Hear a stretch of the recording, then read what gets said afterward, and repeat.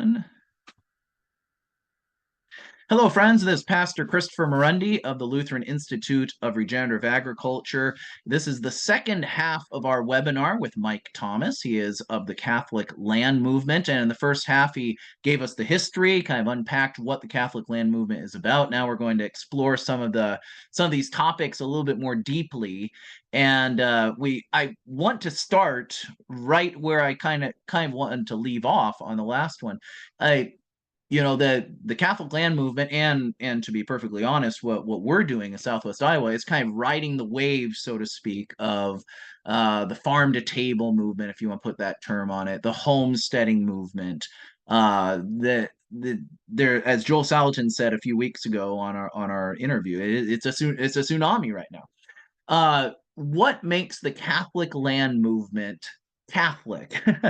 As a Catholic, as a Christian, response and interaction with these things. Not that Homesteaders America is a bad thing. It's certainly wonderful and it has its place. But what makes the Catholic Land Movement specifically Catholic and Christian? That's a great question, as we see like across the great realm of contemporary society, we see this reaction to the consolidation of industrial modernity, of technocratic modernity, and people in their hearts and in their minds have this feeling of like, hey, there is a better way to live. There's a better instruction. There's a deeper truth, perhaps a perennial truth that I can reach to, and they reach for it in a myriad of different ways. They reach for it in their diet. They reach for it in the way they are cultivating or stewarding their family. They reach for it in their lifestyle choices, something more authentic, something more simple, and I think in that they rediscover um, quite a bit of what has been perennially and traditionally held by the church, and really the lessons that are grounded in the life of Christ, which is ascendancy through humility, which is kind of a very deeply sacrificial and corporal, and kind of like integration and community. In the Catholic experience, I understand through the sacramental Catholic experience, which sacraments, the very physical sacraments, are very, very important in our Catholic faith. The the Eucharist or communion is put at the center of the Catholic experience. And Christ could have put a myriad of things at the center of the Catholic experience, but he chose in his wisdom to put communion, a meal, at the center. And what does a meal inform? A meal informs like a table, a shared experience with other people, but also the food on the table, right? What's the food, and where does it come from, and our relationship to the intake of food and the intake of a meal and how a meal is laid out, right? This is the Eucharist. This is the center of Christ's continual re-entering into the world for me as a Catholic, right? Every Mass that I have, both the sacrifice at Calvary happens, and the Last Supper and the redemption through Christ's body through a meal occurs. And so I believe that this deeply drive people to a closer relationship to sustenance and meals, and how they get their food and what that means, and the sacrifice involved in that, and the humility that's informed by driving myself close to a participation with the dominion of the landscape that's necessary to emerge my sustenance. And there's other kind of theorists and social teachers and popes and saints and mystics who have explained it probably do in exceedingly better detail and more eloquently than I ever will. But I believe that this message of Christ in grounding the Eucharist at the center of the Catholic faith, and the performance of Mass at the center of the Catholic faith, informs for us as Catholics a deep humility in our participation with dominion and landscape, and meals, and the kind of like real, the real, like the material and the spiritual are deeply intertwined, and in a way that is mysterious, and no greater mystery than the Eucharist, the manifest of Christ in this world continually. And so for me, these two things are like, I came back to a renewal of my Catholic faith through homesteading and a witness of the landscape, and kind of thinking about these things and thinking about the instructions of, humility and the up Calvary call that Christ gives us, and thinking about, if I were to enact that humility throughout every aspect of my life, like what would that look like? Well, growing my own food and living simply, and ordering my family towards God, and a continual glorification of God through that process. Like that's what my life would look like, and that looks like homesteading. That looks like a participation with the soil and the simplest things. And, at least it does for me. And I think the Catholic Land Movement is attempting to kind of help inform that in other people, help give it shape, help give it kind of a practical course. I think lots of people kind of discern this, but then don't know how to reconnect. And so the Catholic Land Movement does that. And so what separates the Catholic Land Movement from like a permaculture class or something that might not connect with these deeper theological ideas about the life of Christ, and what simplicity and humility really, really informs in people. I think that the Catholic Land Movement is attempting to actually draw those connections for people, and to actually say that, our reaction to modernity, our reaction to the kind of disorder of the contemporary, isn't just like, you can't just solve it like solely by like growing your own food. It actually reaches to very, very deep theological questions, and everything from like liberalism, or like, what is truth, and all these things. Like we reach to these very, very deep questions, and those questions find resolution in Christ, and then we are restored, renewed, and kind of emerge from Christ. And so the Catholic Land Movement is not hiding from that reality that Christianity and Catholicism informs in people. It's not trying to obstruct it or create a barrier. It's like, no, this all of this flows directly. These truths that you're going to discover in participating in a simpler life, in humility with the landscape, they're going to speak directly to Christ's calling to follow him up Calvary, and that is what the Catholic Land Movement, is about. Is for people who are fearlessly willing to hear that call into perennial truths, into what Christ has to offer, and do it through a relationship, a deep relationship of compassion and mercy, and kind of sacrifice, in the procurement of the very primary things that keep them here on this earth while they do their work. And so, that's the Catholic Land Movement is an attempt to be fearless in our kind of discernment around what homesteading is actually like instructing, what a simple life close to the soil actually instructs. There's no mistake that people who live simple lives close to the soil often have a deep connection with divinity and with God, and with a kind of a discernment that's pushing them towards that which is eternal, right? So you see it cross-culturally everywhere. And that people who are far away from that life of humility close to the soil, and are, their relationship to primary things is very, very distant. Their relationship to like the life cycle is very, very distant. Oftentimes their relationship to divinity, contemplations of God, discernment of the life of Christ, the revelation of the God is very, very far. They're very, very distant from these things. And so the Catholic Land Movement is kind of part of what we're doing is pointing that out. And really that's the beginning and the end of our work, and the center of our work. All the other aspects of like growing turnips is peripheral to that. And we're being real about that from, the start. That's what the Catholic Land Movement is about. It's about truth and goodness and beauty, and our relationship to those things through our responsibility, through humility, through sacrifice. That's it. Um, So, and how does this theological underpinning, which you just described so eloquently, how does that influence how you then grow those turnips? How you do agriculture? You spoke, and maybe it's more of a personal thing. I don't know if the Catholic land movement, you spoke about how it's based on, if it's based on a movement past modernity, then it's going to be more traditional agricultural techniques, of course.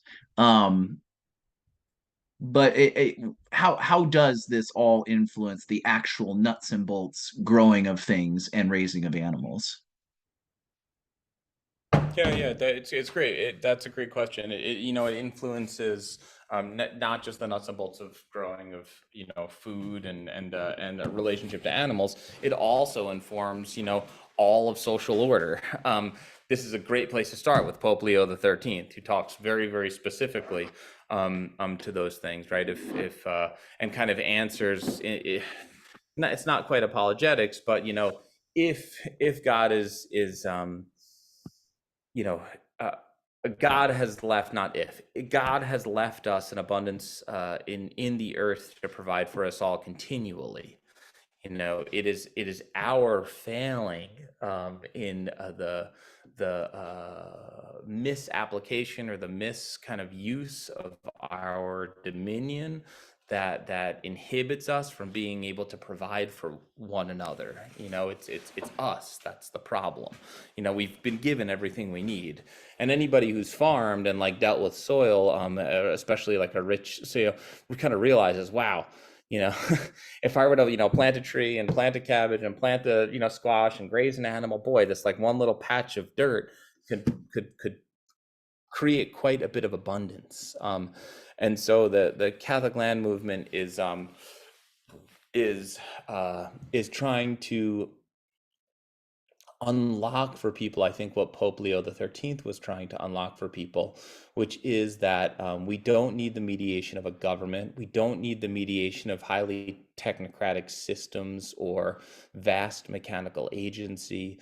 We don't need international chemical companies or complicated economies or anything else. What we need is the core unit of the family, kind of oriented around primarily the glorification of God, and allowing the grace of that organization to flow into the family, and then interacting with our world with that at the forefront, and not forsaking or kind of ignoring the gifts that are just abundantly all around us in creation, and then stewarding those gifts with compassion and mercy and charity.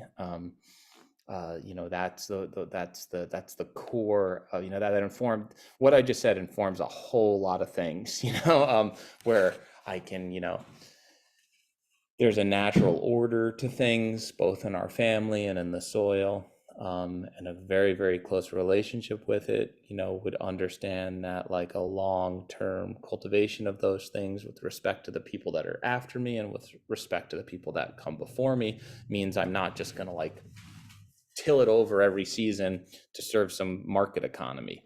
That I'm going to graze animals and plant trees and grow crops and build soil, and that I'm going to leave the land more rich. I'm going to cultivate and take care of all the life around me. I'm going to build and participate in the complicated synergy and kind of chorus and harmony of creation, and partake in that harmony, sing my part in that symphony, and not just like you know monocrop it all so I can grow soy for a global economy, and like earn a secondary wage so I can buy Doritos or whatever the heck they're trying to convince us we need, to soy burgers or whatever it is.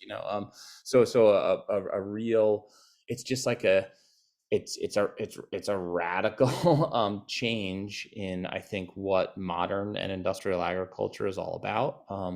But I think Christ is always offering like a radical kind of reorientation that drives to like the core of like truth and goodness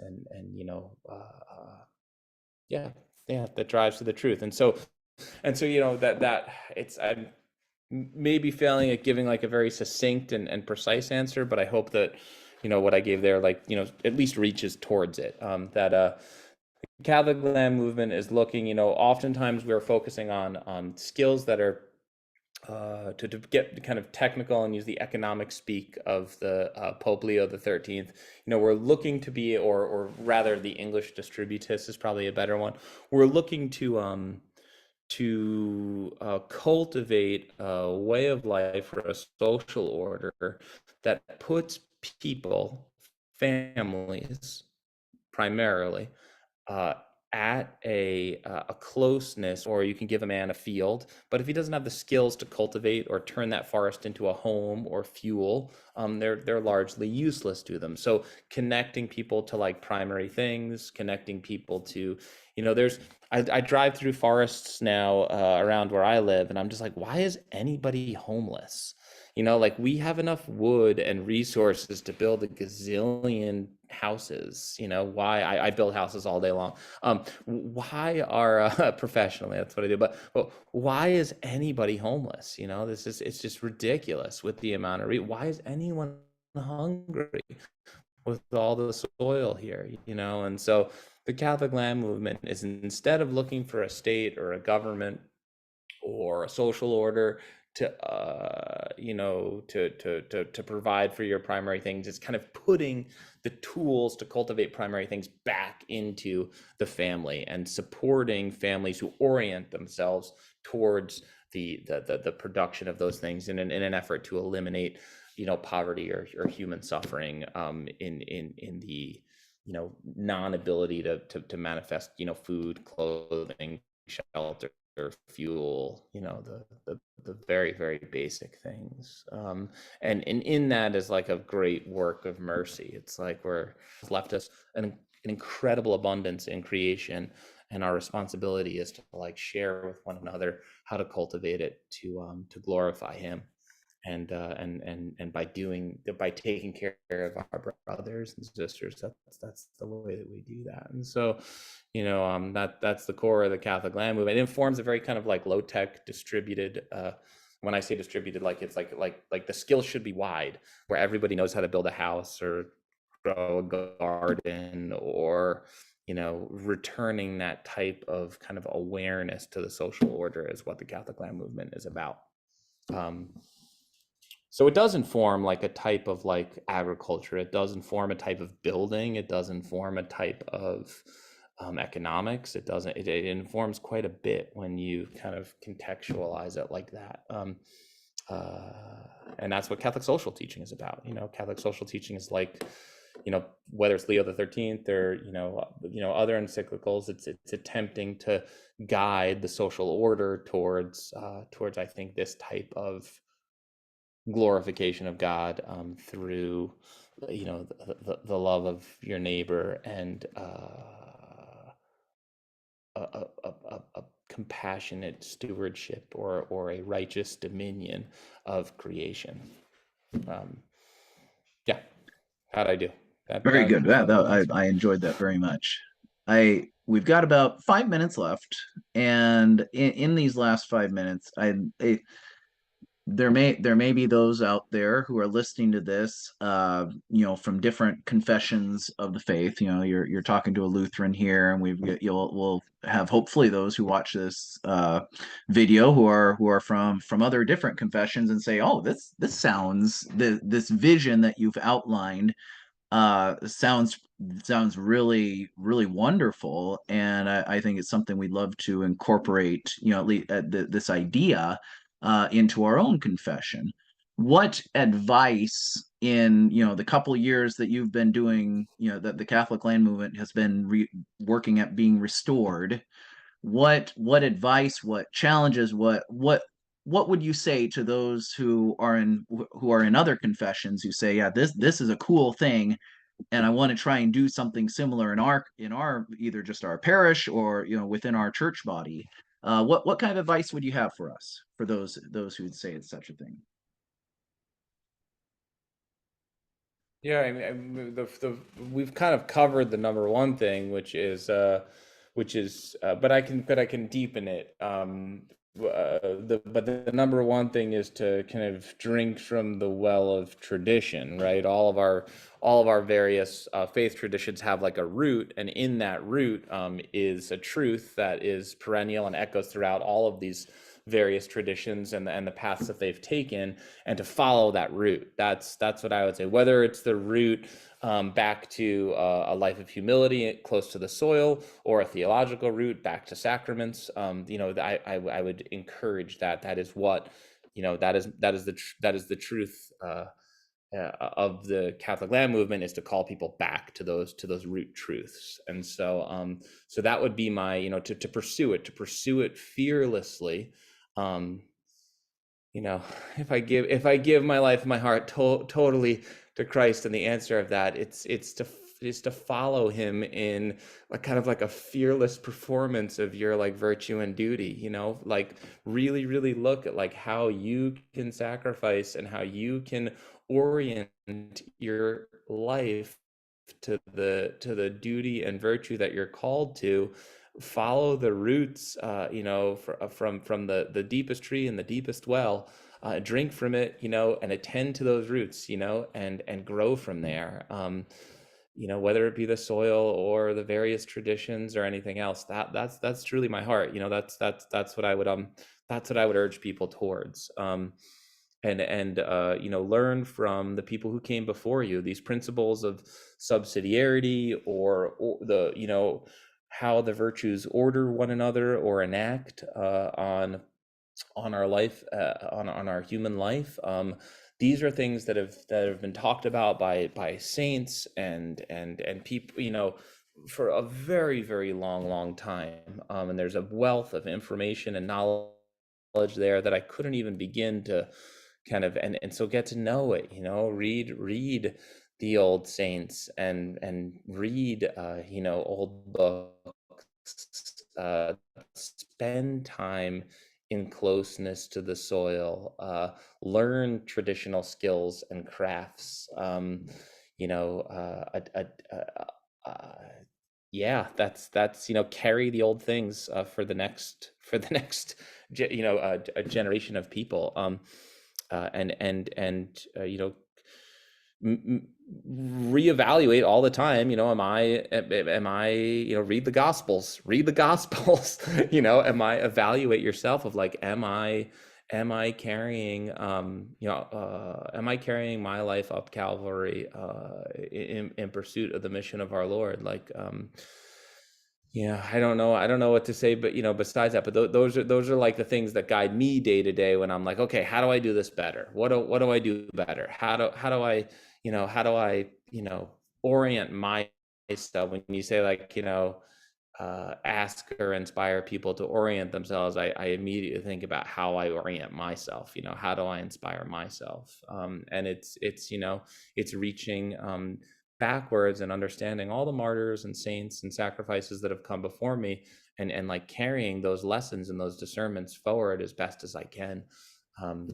And then in my own life, in the very immediate, like humbling myself, serving in obedience the orders that I find, and being a good steward to my family, being a good husband of my wife, being a good father to my children, and being a good husband of my land and father to my land, Yeah. and the animals that dwell on it. That's yeah. Sorry, Thank, that's what thank I you. got. Yeah. Thank you for that. It's been a joy to be with you tonight, Mike. It's been an absolute joy, and I thank you for taking the time out of your schedule to be with us and to interact with us. And I pray that we'll stay in touch and continue interacting as both of our projects move forward. Friends, it's been a joy to have Mike Thomas here of the Catholic Land Movement. I encourage you to share this video and to continue to keep an eye out for our future webinars as they come along. I'm Pastor Christopher Maronde of the Lutheran Institute of Regenerative Agriculture. Have a blessed night.